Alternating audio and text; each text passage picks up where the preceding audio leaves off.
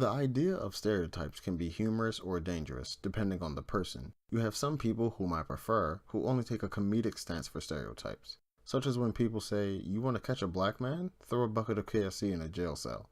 When I hear that, I don't assume that the person is racist, but is making a joke out of an idiotic point of view. Or how about, "Oh, here comes the white people, better just give them all my land, resources, and women." Things like that.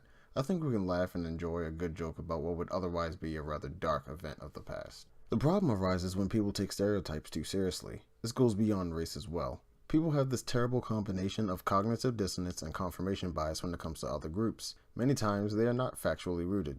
We can debunk almost every single stereotype with a simple, logical test, using A-B statements with conclusions. A.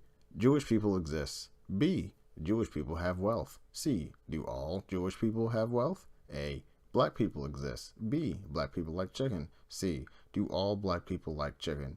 A. Homeless people exist. B. Homeless people are uneducated. C. Are all homeless people uneducated? It's funny that you can break it down like that, but people still blindly follow stereotypes as if they hold true for each and every person. It's just a tad nonsensical. On a different note, what would be a worse form of apocalypse, zombie or machine? The best way to see what a world would be like with zombies would be like The Walking Dead. We have different movies and books that show what overwhelming artificial intelligence would look like. I posed this question to my girlfriend and she said that a machine takeover would at least be quick, which is fair. But then, I thought that machines would be smart enough to know we feel pain. Would they purposefully come after us with razor blades and lemon juice?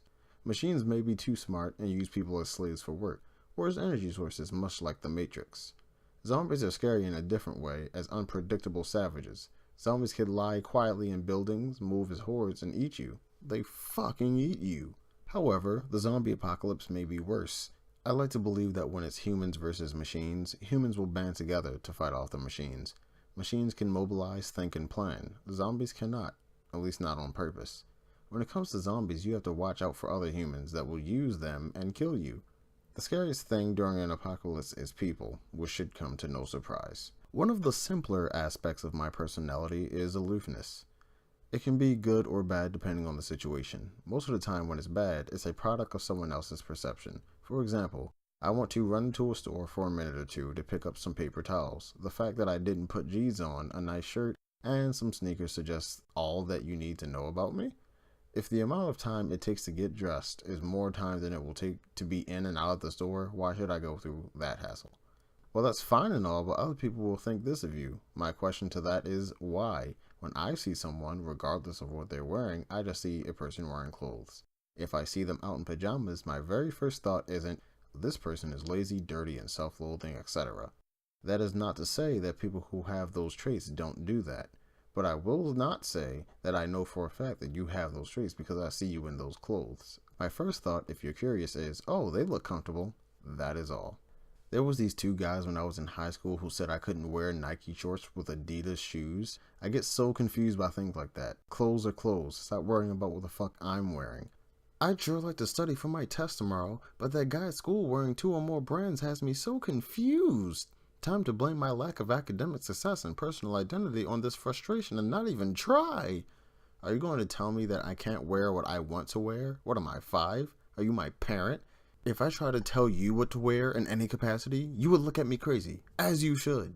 This reminds me of the time before I had a smartphone. I did not have a smartphone until 2016. If you ask me why, I will say it's because I did not feel it to be necessary. I had a phone that could talk and text whom I needed to.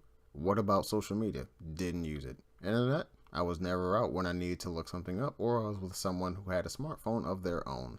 People really look down on you for the most superficial of things. Can it make calls? Then by definition, it is a telephone. When are you going to get a real phone? You know what? You're right.